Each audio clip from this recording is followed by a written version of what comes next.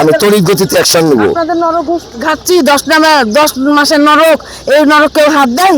তা আমি বলছি যে আপনারা চাকরি করছেন এদের লেগে, তো নরক ঘাটার লেগে করছেন, আবার এগুলো কথা বলছেন। এই যাও যাও বলো এখান থেকে, বেরাও বেরাও, বেড়ে যাও এখান থেকে, কথা বলবো না, তোমাদের এত কথা কেন গো, তাই বলছে। আচ্ছা, এখানে যে ব্যাচ ছিল যে আপনাকে বলেছে, তার তো অবশ্যই একটা ব্যাচ আছে, যে ব্যাচের নামটা বলেন তো দেখি। জানি না বাবা। এটাই তো আমাদের সমস্যা দর্শক বিন্দু, বুঝতে পারছেন চোর কিভাবে চুরি করে পালায়, হ্যাঁ, তার একটা দৃষ্টান্ত প্রমাণ আপনারা পাচ্ছেন।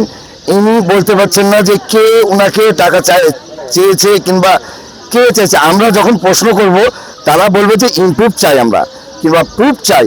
তা আমি প্রুফ হিসেবে ওনাকে বললাম, ওনার ব্যাচ নাম্বার খেয়াল নাই। ঠিক আছে, আমরা এটা 3 দিন পর্যবেক্ষণ করব। এটা মনে হয় ডাক্তাররাও জানে, নার্স সিস্টাররাও জানে, এটা সবাই জানে। ওয়ার্ড ডাক্তার, হ্যাঁ মনে হয় জানে, আমার তো যত সম্ভব মনে হচ্ছে, কারণ সিস্টাররাও জানে, সিস্টারদের সামনে তো টাকাটা দিলাম। আচ্ছা ঠিক আছে, আমি কিছুক্ষণের মধ্যে দর্শক বিন্দু আমি ঢুকবো ভিতরে। একজন ওষুধ নিতে গেছে। দর্শক বিন্দু, আপনারা দেখছেন রাজশাহী হসপিটালের এক জঘন্য একটা অপরাধের সাথে কিছু কিছু মানুষ জড়িত আছে। আজকে তাদের হয় একদিন, আর না হলে আমার একদিন। দর্শক বিন্দু, আপনারা সাথেই থাকবেন।